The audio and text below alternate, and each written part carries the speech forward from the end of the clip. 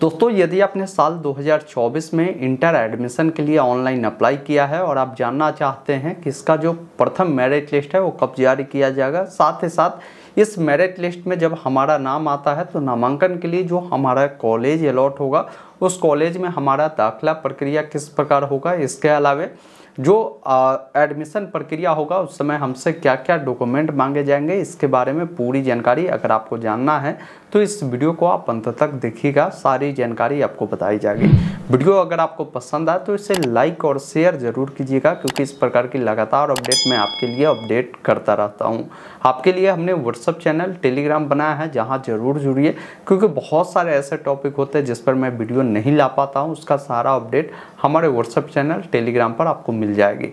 फिलहाल मैं आपको जानकारी दे दूं कि जो बच्चे इसके लिए अप्लाई किए हैं, काफ़ी सारे बच्चों के मन में ये कन्फ्यूजन होगा कि हमारा जो सिलेक्शन है कैसे पता करेंगे कि किस कॉलेज में होगा। देखिए, इसके लिए हमने एक वीडियो भी बनाया था, अगर आपने नहीं देखा तो चैनल पर जाकर देख लीजिए। जैसे एग्जाम्पल को लेकर मैं आपको बताता हूँ कि किस कॉलेज का कटअप किया जा सकता है।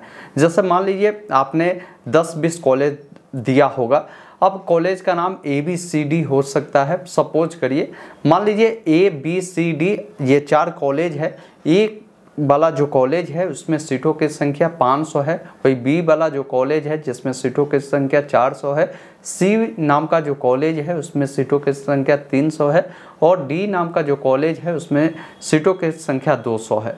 और मान लीजिए आवेदन प्रक्रिया जो हुआ, इसमें सबसे ज़्यादा बच्चों ने अप्लाई जो किया वो A नंबर वाले कॉलेज में कर दिया। A नंबर कॉलेज में हमने बताया कि 500 सीट है, लेकिन उसमें आवेदन कितना आ गया, 1000 मान लीजिए आ गया। मान लीजिए D नंबर कॉलेज में 200 सीट है, इसमें आवेदन 150 बच्चों ने ही किया, तो कटअप क्या जा सकता है। तो इतना ये समझिए कि मान लीजिए जिस कॉलेज में अगर सबसे अधिक आवेदन आता है तो वहाँ का कटअप सबसे अधिक चला जाता है। और साथ ही साथ ये भी ध्यान रखना है कि उस कॉलेज में साइंस, आर्ट, कॉमर्स के लिए कितने सीटें हैं ये भी देखना होता है, क्योंकि साइंस का कटअप अधिक जाता है, कभी कभी आर्ट का, कभी कभी किसी कॉलेज का अधिक जाता है, तो ये कॉलेज के ऊपर डिपेंड करता है। तो एक वीडियो हमने ऑलरेडी बनाया है, आप उसे देखिएगा तो और भी आपको क्लियर हो जाएगी। लेकिन इतना समझिए, मान लीजिए जिस कॉलेज में साइंस, आर्ट, कॉमर्स सबको मिलाकर 500 सीट है, लेकिन आवेदन 1000 आ चुके हैं, तो उस कॉलेज का कटअप अधिक होगा।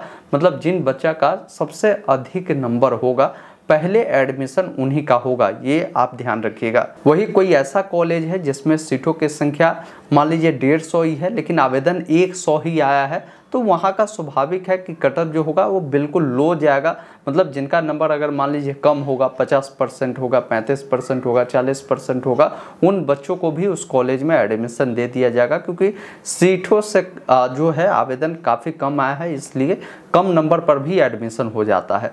अब कन्फ्यूजन यहाँ पर ये है कि आप सभी का जो मेरिट लिस्ट है वो आखिर में कब जारी किया जाएगा। देखिए, ऑफिशियल नोटिफिकेशन के अकॉर्डिंग इन्होंने बताया है, बिहार विद्यालय परीक्षा समिति ने, कि 8 मई 2024 के डेट में आप सभी का प्रथम मेरिट लिस्ट जारी किया जाएगा। हालांकि ऐसा होने वाला नहीं है। आप सभी का जो मेरिट लिस्ट है वो मई महीने के अंतिम सप्ताह तक जारी हो सकते हैं, ये ध्यान रखिएगा।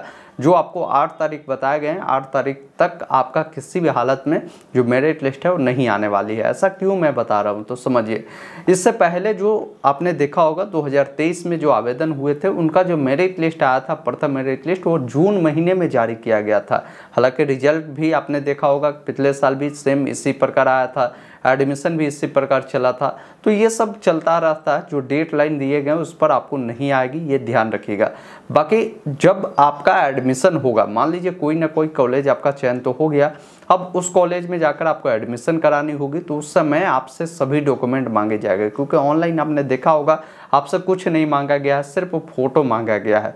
लेकिन ये सभी डॉक्यूमेंट अभी आपको तैयार रखना है, ताकि उस समय जब कॉलेज अलॉट हो तो ऐसा ना हो कि कॉलेज में आप जाएंगे नामांकन कराने और पता चलेगा कि आपका नामांकन ही नहीं हुआ। तो इसके लिए सबसे पहला काम करना है कि आपको 10th का जो ओरिजिनल मार्कशीट है ये आपके स्कूल में हो सकता है आ चुका होगा, या 2-4 दिन में आ जाएगा, आप पता कर लीजिएगा, वहाँ से मार्कशीट ले लीजिएगा, आपको प्रोविजनल सर्टिफिकेट भी मिल जाएगा। इसके अलावा सबसे महत्वपूर्ण जो एक प्रमाण पत्र होता है, जो SLC होता है, जो स्कूल लिविंग सर्टिफिकेट होता है, इसके बिना आपका इंटर में एडमिशन नहीं होगा, कोई भी कॉलेज अगर अलॉट होता है तो ये भी आप ले लीजिएगा। उसके बाद जो फोटो आपने ऑनलाइन करते वक्त दिया था, 4 फोटो आपको लगेंगे।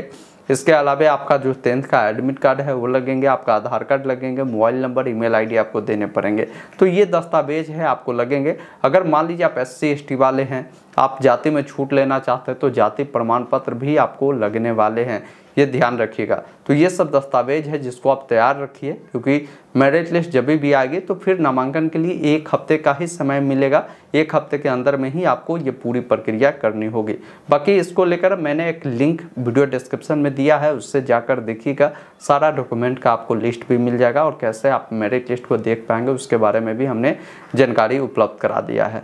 उम्मीद करता हूँ आपको पूरी डाउट कन्फ्यूजन दूर हुई होगी आपके एडमिशन को लेकर, साथ ही साथ डॉक्यूमेंट को लेकर और कब आपके मेरिट लिस्ट आ सकते हैं उसको लेकर। वीडियो अगर आपको पसंद आया हो तो इसे लाइक और शेयर जरूर कर दीजिएगा। इस प्रकार की लगातार अपडेट के लिए चैनल को सब्सक्राइब करेंगे। वीडियो देखने के लिए बहुत बहुत धन्यवाद। जय हिंद। और कटअप के बारे में जानना चाहते हैं कि आपका नामांकन किस कॉलेज में होगा, एक वीडियो यहाँ मिलेगा, उससे आप जरूर देखिएगा। धन्यवाद।